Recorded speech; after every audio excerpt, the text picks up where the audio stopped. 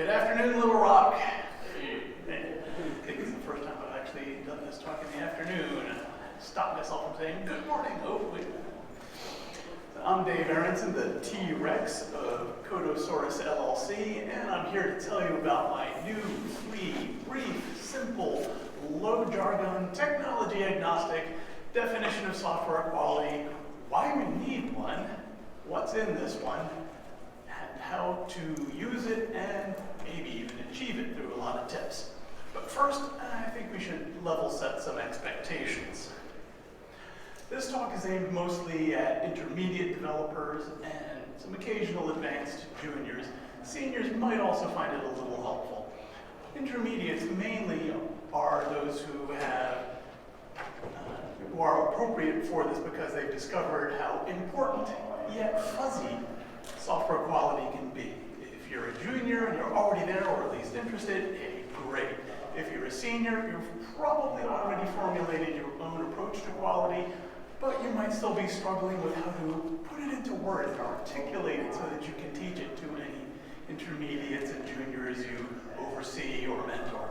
And while this might not be the same as your approach, it at least will give you something you can easily remember and teach to intermediates and juniors who can easily remember it. So let's start things off with a question.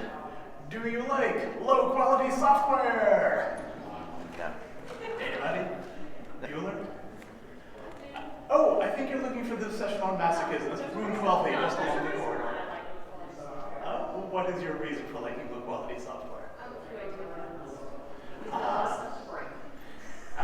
Stuff to break, great. But if it's too easy to break, you probably don't like that either, do you? Like a good challenge, don't you? Okay. So even among the people who are giving you stuff to break, you probably like that they produce higher quality stuff, right? Okay. Yes. Well, since most people didn't say yes to that, let's try another question. Have you written any low quality software? Yeah, you're seeing more hands out there. To those of you who said yes, congratulations, as the saying goes. Step number one is to realize you have a problem. For the rest of you, welcome to software development. I hope you enjoy your new career. So we've got a lot of people writing low quality software, but we don't like it. So clearly we need more more software quality. But that leads us to one tiny little question. What is it? If we don't have a decent definition, we can hardly hope to improve even our own, let alone the whole state of the art. I was looking for a good definition a few years ago, and everything I found had some pretty serious problems. Most of them were long lists of complicated terms full of developer jargon. Now that's fine for when we're talking amongst ourselves, but I wanted something other people could understand, even non-technical people, so they would have a better understanding of the challenges we face and a better vocabulary with which to give us precise feedback about exactly how our software sucks. And you know most of it does, right? Some of the definitions were proprietary, forcing us to buy expensive software tools and some relatively expensive documents. Some were only applicable within the context of particular technologies or approaches, again, often proprietary. And I felt all of that was just plain wrong. I wanted something that everybody could use for free. Some definitions focused exclusively on things of interest to us developers, ignoring the needs of the users and other stakeholders. For instance, many were completely about maintainability, which pretty much nobody else either knows or cares about, at least directly. They may care about the effects that come from low maintainability, but they wouldn't know unmaintainable software if it bit them in the posterior. Some weren't even about the software at all, but the process or the byproducts, saying you have to hold these meetings or produce these documents. Now, some of these meetings and documents may be helpful, but to make them the definition is a one-size-fits-all prescription. Any of you have any one-size-fits-all clothing? Not seeing any hand, but I'm assuming some of you do, so you know how well that usually works out. Long story short, I didn't see anything I liked, so in the spirit of XKCD, I decided to make my own. To keep it simple, I zoomed out from down in the weeds from where we developers tend to live, past the 35,000-foot view up to about low Earth orbit. So I could look at continents, not just pebbles. And that let me filter it down to a list of just 6 aspects with simple names and relatively simple explanations. The result is a list so short it literally fits on the back of a business card. And here's mine to prove it. You can come see me after the talk if you want one as sort of a cheat sheet. I call this list of aspects ACRUMEN. But what does that mean? Originally, it was a Latin word meaning sour fruit, like grapefruits and limes, and especially lemons. That's why you'll see lots of bright lemon yellow throughout these slides. So I'm taking those sour lemons that life hands us, often by the bushelful, sometimes in the form of low-quality software, and making what I hope will be delicious lemonade in the form of the ACRUMEN software quality definition. Which brings us to the question, so what's that? The acronym ACRUMEN, try saying that 10 times fast, takes those 6 aspects I spoke of and puts them in priority order. So by now you're probably wondering, so what are those blankety-blank aspects already? They are that software should be appropriate, correct, robust, usable, maintainable, and efficient. But once again, what does that mean? First and foremost, it needs to do what the stakeholders need it to do.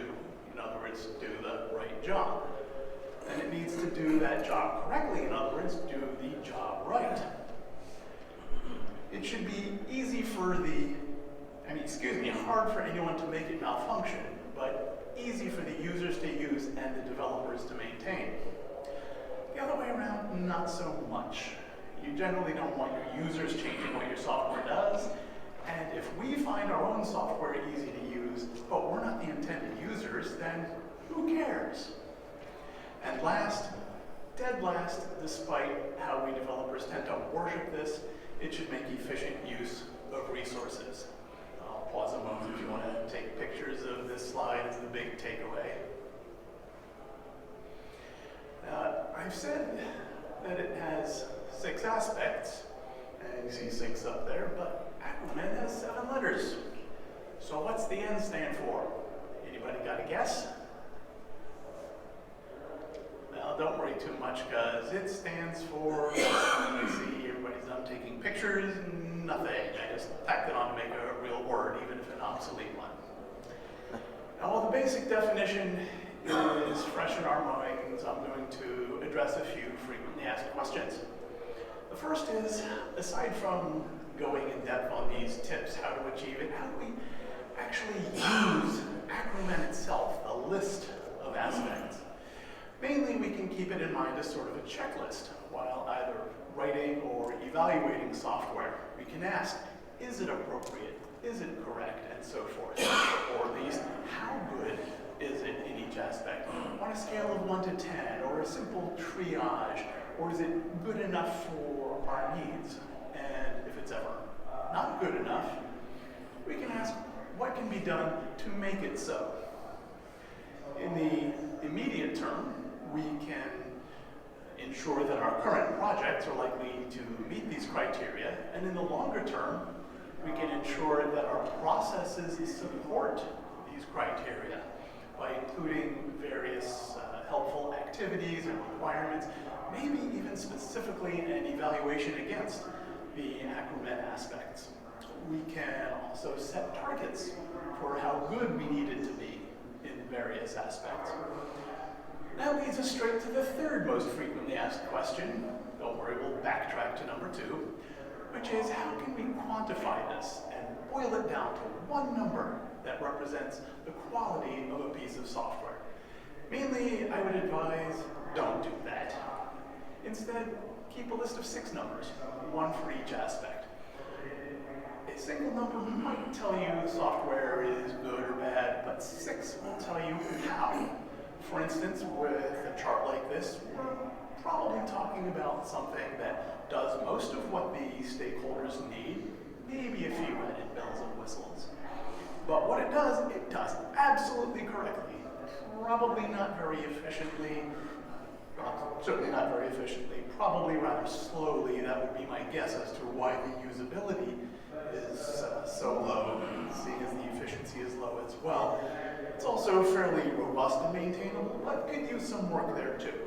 So these numbers can help prioritize further work on this program.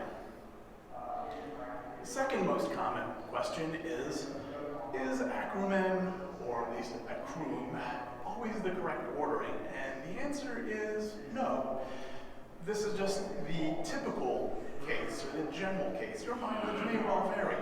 Consider, for instance, a company internal command line physics simulation tool using some standard law of physics that's just not ever going to change. It still needs to do the right job. It might need to be fairly efficient. But maybe we can do with a rough approximation rather than a precisely correct answer. But it doesn't need to necessarily be so robust because of the limited interfaces and fewer things to go wrong, nor so nor so usable because it's just for ourselves, not paying customers. And it doesn't need to be quite so maintainable because it's a law of physics. It's not going to change. So it doesn't need to be so easy to change because it's not going to happen. So a list for such a program might well look more like this as ACRUMEN rather than ACRUMEN. The only real constant is that appropriateness will always be up at the top. And why is that? We'll see in just a moment, because now we're going to dive into each aspect in turn. And up first is, of course, appropriateness. If our software doesn't have this, then nothing else matters. If our software is doing the wrong job, it doesn't matter how well it's doing the wrong job. So appropriateness is not only more important than any one of the other aspects, it's more important than all of them put together. And yet, we developers are generally not taught that this is even a thing, let alone one that we need to be thinking about. To prove the importance of being appropriate, let's try a little thought experiment. Suppose you want a checkers playing program, and I write for you the world's greatest chess playing program. It's as correct, robust, usable, maintainable, and efficient as anyone could possibly want. Are you going to be happy with it? Yeah, I'm hearing some no's out there, no yeses. But why not? If it's such a great chess program,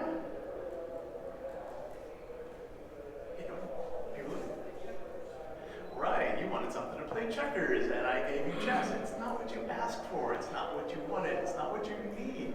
In ACRUMEN terms, it's not appropriate. So despite it excelling in all the others, missing this one makes it practically worthless in most cases.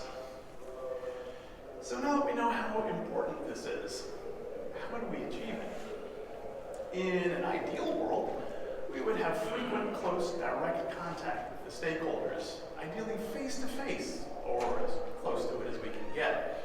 We can ask what they want and break it down into smaller and smaller pieces. We developers should be good at that. It's basically what programming boils down to. But we should go a step further and ask why they want things. That will help reveal what they really need as opposed to what they initially say they want. That makes it like 3 steps removed from their actual needs. What they really need is what we really need to satisfy. Unfortunately, we don't usually get that opportunity. So second best is to bring in the experts. And in this case, that would be requirements analysts. unfortunately, on this planet, we don't usually get that either. So we usually have to settle for occasional remote or indirect contact with at least a representative of the stakeholders, like a Scrum product owner or something like that. It's not quite as good, but having some communication with somebody is absolutely vital. Once we think we have a good grasp of their needs, we can show them mock-ups and prototypes of what we intend to do and demos of what we have done. This gives them a chance to correct our wrong ideas about their needs before we go too far down the wrong rabbit hole. Anybody been there, wasting a lot of time implementing the wrong thing? Yeah, I've seen a few hands and nods out there. Ideally, you show these things frequently as a sort of continuous course correction. Having frequent feedback from the stakeholders is even more important than being able to ask them the questions we think of. But there's another thing that I'll be returning to over and over in this talk. We can propose tests, and in particular, I recommend the given, when, then format. Given these particular preconditions, usually data being in some particular state.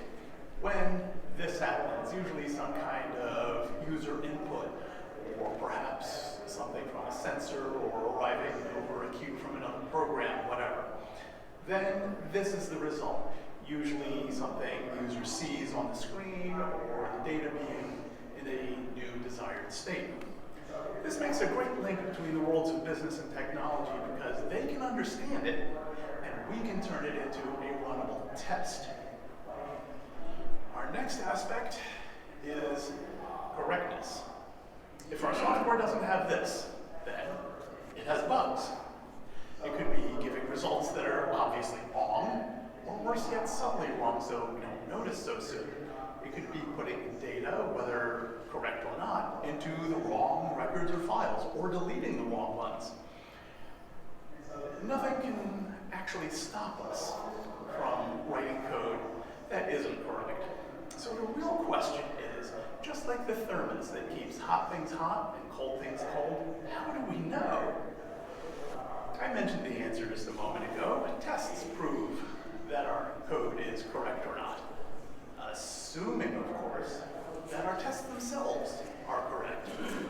Even then, that's not quite true, but I'll get to that in a moment, he said foreshadowingly. Ideally, our tests are automated, which makes them much more maintainable and repeatable than manual tests, and faster so they can get us vital feedback while the problem at hand is still fresh in our minds. Again, assuming that our tests are reasonably efficient. We can start with the tests that the stakeholders approved for the sake of appropriateness.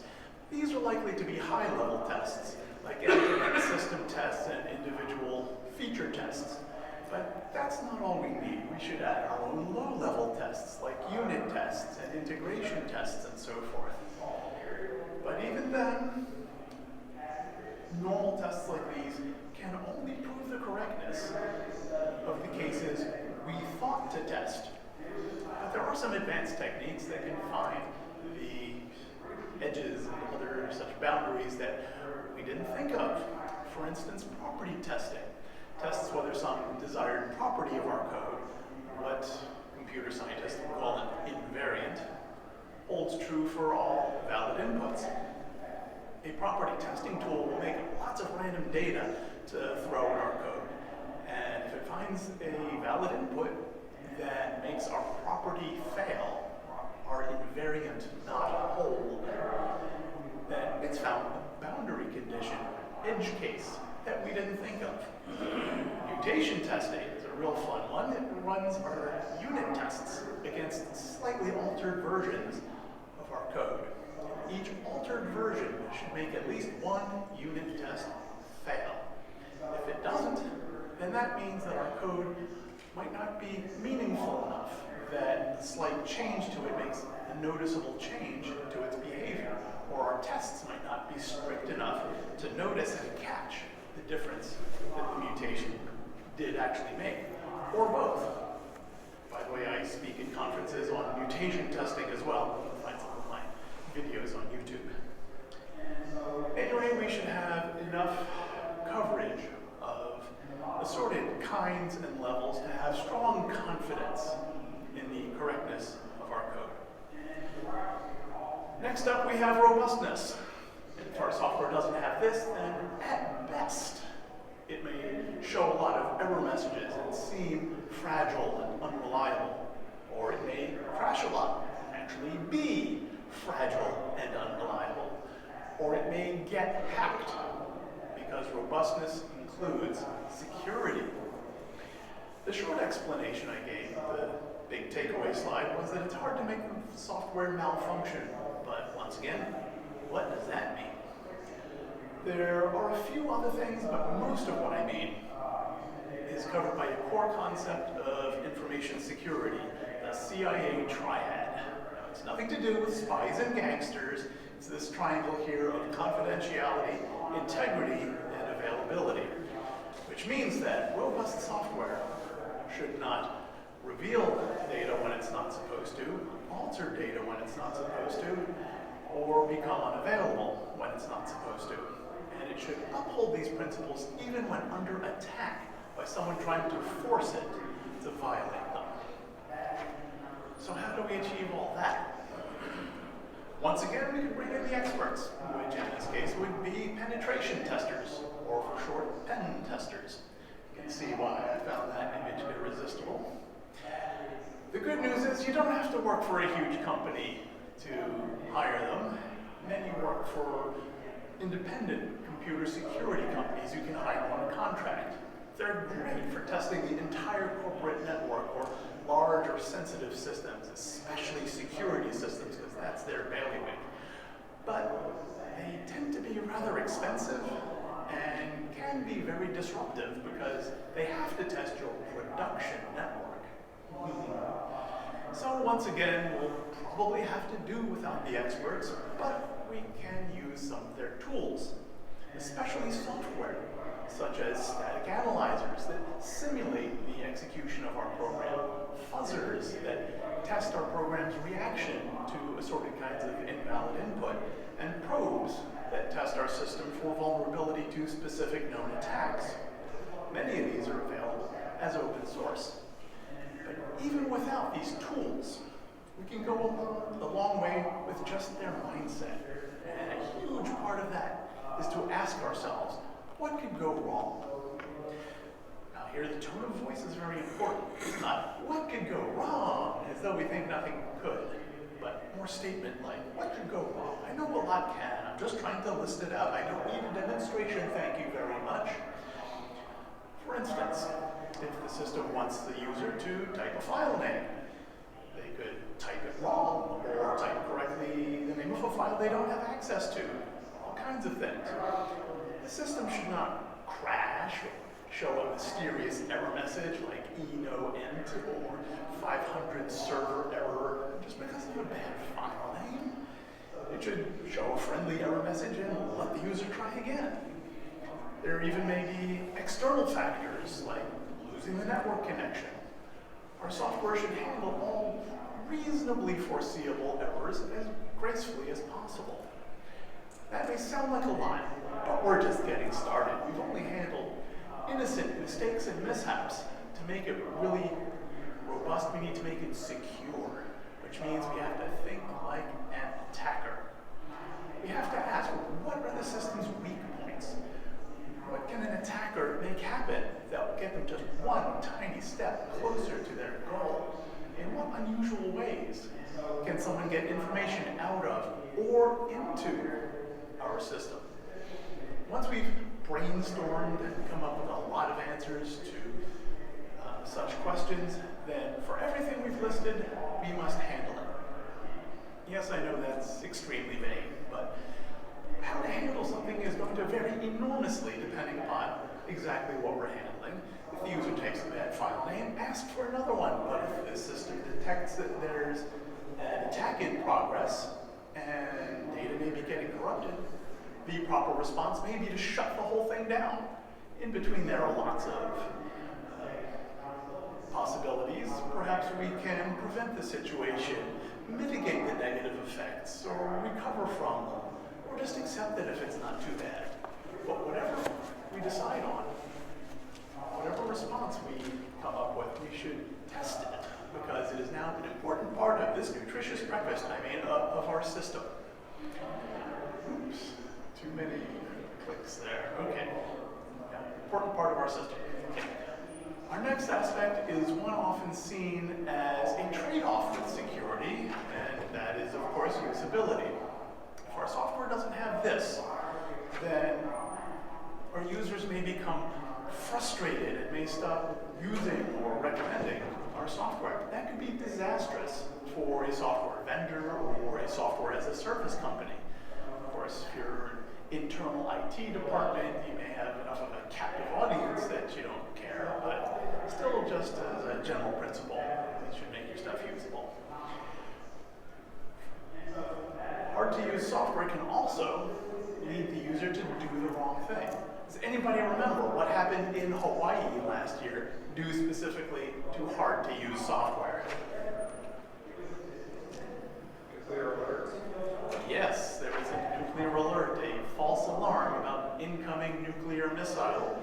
Imagine what would have happened if such a bad interface were on not just the alarm system, but the launch system. Not good for anybody. Now, unfortunately, if we Google or Bing or whatever, software usability, we mostly find things about making sure that people with assorted challenges can use the software about as well as the rest of us. In other words, accessibility. Now, that's a good goal, but I'm adding on that it should be easy for everyone, not just equally difficult. So to start defining this in depth, it should be clear at all times what the user can do, should do, and especially must do, how they can do it, and what else the system can do, especially in health facilities. And all of this should be easy to do despite any challenges the user may be facing. We can start with the things that accessibility usually addresses, like lack of vision or color vision, my usual challenge, or hearing or fine motor control. But there are other whole types of challenges that we need to be aware of. The user may be lacking literacy, at least in our character set. Does anybody else speak a foreign language they can't read? Okay, well, I learned basic Japanese a while ago. Okay, I saw a hand back there. I learned basic Japanese a while ago, but didn't get very far at all with the reading and writing. The user might lack certain knowledge, especially cultural knowledge, whether pop or otherwise. The user may even be of low intelligence. We may joke about stupid users, but statistically, about half of them will be below average. Also, there may be, again, environmental factors, like a noisy or shaky environment.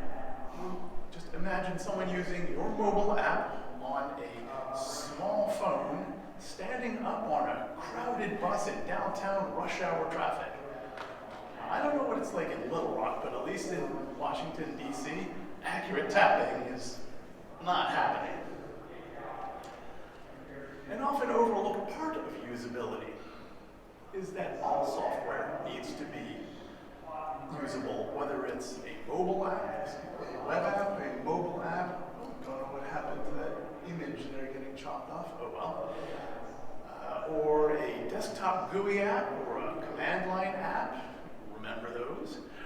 Or an API, whether it works through function calls like a typical library or framework, or over a wire, whether it's binary or textual or whatever. There's probably several other categories that I'm glossing over. So how do we achieve all that? Once again, ideally we can bring in the experts, but remember that people called usability experts are mostly mainly about accessibility.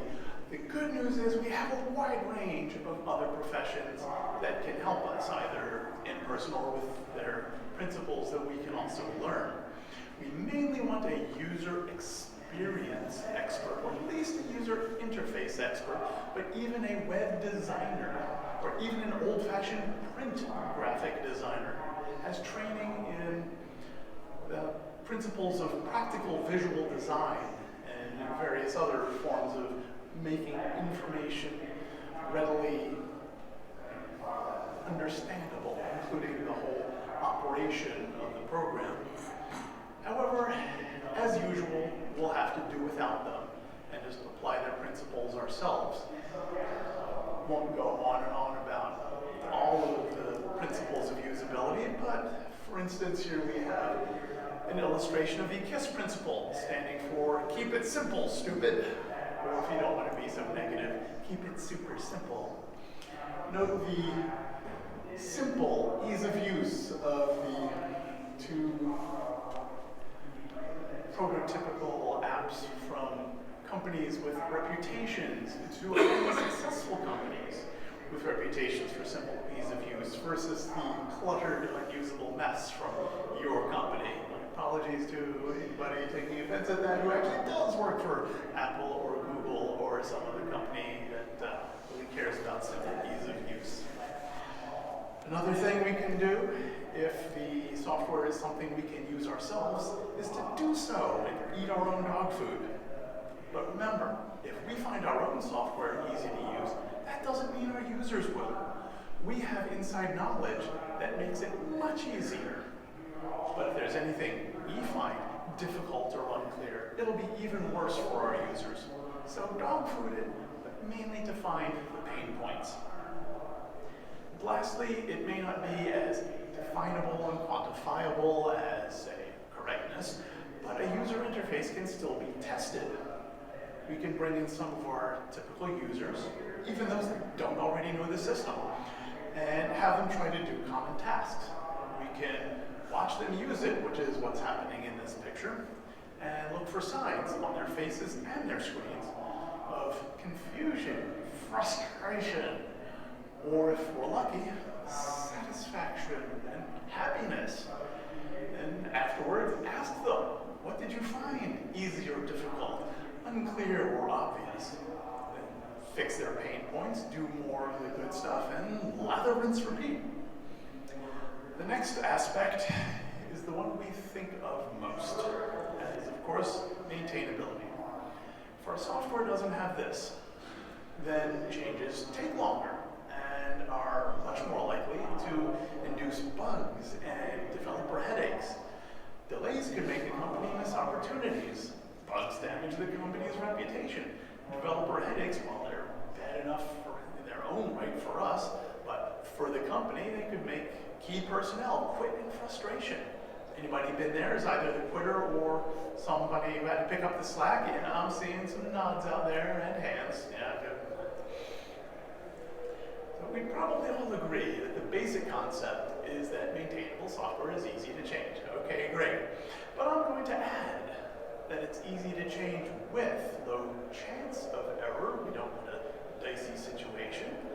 And low fear of error, even for a novice programmer who is new to our project.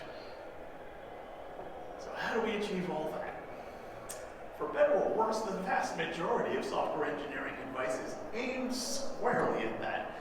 So rather than expound on principles you probably have heard a bazillion times before, like use good names and single responsibility principle, high cohesion and low coupling, blah, blah, blah, I'm mainly going to stick to my theme and tell you how testing can help with this. Some of you may already be in the habit of using the test as a sort of documentation of how the software should be used. This is especially true for APIs. But also, the tests we wrote to verify any prior work we did, like adding a feature, fixing a bug, whatever, those tests should stick around. They form a regression test suite that should catch anything we break that used to work. And just knowing that that is there will let us proceed at a quick pace with a clear and focused mind, rather than creeping along slowly, erratically, because we're terrified that we're going to break something accidentally and not notice until the users start to complain. And that is why I mentioned fear at all. There are also lots of tools we can use, like linters and complexity analyzers, and just cranking up the warnings on our compilers, interpreters, or whatever your platform may use. This will give us lots of hints how we can improve our software, mostly in its maintainability, also in uncovering occasional subtle bugs. By the way, I was interviewed last week for the Maintainable Software podcast, so keep an ear out for that coming out sometime soon. For our final aspect, software should use resources efficiently. If we don't have this, then our programs may run slowly or make the users go buy more resources. They could clog the networks or make machines crash by running out of memory or disk space and drain other assorted resources. Mainly, we're talking about technical resources, but there are others that we should be aware of, such as the user patience, and user brain power, and your company's money. So, how do we achieve efficiency? Just like there are many kinds of resources, there are many kinds of inefficiency we can fix, but for the sake of this discussion, I'm going to focus on the one that's most common and obvious to developers, which is slowness. Oops. I'm sure we've all had a program run slowly, and we stare at the code and spot, aha, I think that's where it's being slow. We spend a long time optimizing that little chunk of code. We run it again, and it's still slow. Anybody been there? Nobody. Wow, I am surprised. Okay, I see at least one hand. Okay. So, don't do that. Measure it instead. Humans aren't really very good at spotting the inefficiencies, but there are profilers and packet capture programs and so on that will tell us exactly where, or at least when, we're using too much CPU or RAM or network bandwidth and so forth. But once we've found where it's slow, why is it slow? Certain kinds of programs tend to have certain kinds of problems. For instance, a distributed system may be doing too much communication or doing it over a slow network. A database-driven system may have an inefficient query or an inefficient data model. But usually, the case is either something architectural, which is more complex than I want to get into right now, or a bad algorithm. Maybe we're using something with polynomial or exponential runtime, and thinking about the problem a little differently would let us use a better algorithm, like one with linear runtime complexity, or root or logarithmic, maybe even constant time. Perhaps we're using an inefficient data structure, which is forcing us to use an inefficient algorithm. The upshot is that we should be familiar with the basic common data structures and algorithms and how to recognize them when we see them in real-world problems, and analyze and compare their demands on our resources, choose and change and combine them. That way we can use solutions that have stood the test of time, sometimes with ready-made implementations that are already tested and maybe even optimized. Once it's fast enough, we can slap a performance test around it. You knew I had to mention testing eventually, to ensure we don't have that kind of regression. In conclusion, if our software is appropriate, correct, robust, usable, maintainable, and efficient, then nobody should have any cause to be sour about the fruits of our labors. And now it's your turn. If you have any questions, I'll take them now. If you think of something later, I'll be around for the rest of the conference. And for even more later, there's my contact information, including a shout out to TalkTal, a consulting network I'm in, whose speakers network helped me prepare and practice this presentation. And please use that referral link if you want to hire us or join us. That gets me a little bounty. So, any questions? No questions.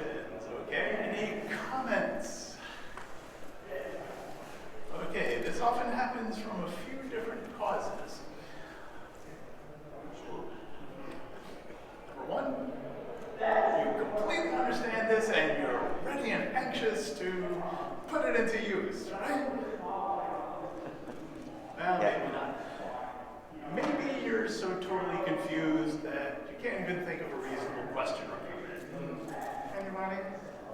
No, you had some good points. I mean, if you're a programmer and you've been doing it for a while, sometimes you forget these small things that make efficiency more. So you did hit on some good points. So kind of brought back some memory. Yeah, well, that's kind of why I did the expectation setting in the beginning. I didn't want people coming in and think it was, some really big advanced thing that you got to be a senior to even understand. No, this is aimed much lower. I do like your approach of a holistic look at the whole application instead of a binary aspect. I mean, to your point, I mean, something could be pretty crappy and still function exactly as designed. Yes, exactly. To your point of looking at it holistically, that's one of the reasons that I specifically use the term software quality, encompassing the whole package rather than code quality, which tends to focus almost exclusively on maintainability. Okay, correctness and maintainability. I find it interesting that you left out. I'm still in IT. I programmed for many years. I moved out to the dark side. But one of the things that I remember often hearing is you get good codes, fast code. Yeah, what was the third thing? Good code and fast code. Good, fast, and accurate. You only get two of them. But that's the law when I came up through IT, so it's kind of nice to see someone kind of step back and say, taking speed out of that equation. Yes, that's sort of a variant of another adage. Get it working, get it pretty, get it fast. Generally in You that only get two order. of them. You only get two. Well, it depends how long you're willing to wait. Well, fast, that's just it. They're fast and they're But okay, it depends whether you mean fast to implement or fast to execute. A very important fast difference. Okay, now we're closer on the same page, yes. Then it's a variant of the contractor's checklist, good, fast, cheap, pick two. yeah. Anyone else? Yes. You mentioned like the metrics is breaking apart in the components, but do you have like any example like how you'd actually quantify each of these components? Do I have examples how to quantify each of the components? No, I am sort of deliberately avoiding that. Number one, it makes my brain hurt. Number two, it seems very hard to do without getting into the particulars of a given approach. You may have noticed I did not mention things like the solid list of principles, because a lot of that is not applicable outside the context of object-oriented programming. And functional programming is getting pretty hot, and a lot of people are still doing old-fashioned imperative programming. In fact, a lot of what masquerades as object-oriented is just imperative wrapped up in classes. So, if you've got some ideas how to quantify this stuff consistently across different technology stacks and styles and approaches, that would be very welcome. But for now, I'm trying to keep it, low Earth orbit. We are coming up on 45 minutes, which was pretty much my target. I'll come to think of it a little more than that because we started a pinch late. So, unless anybody has more questions or comments, I think we're done.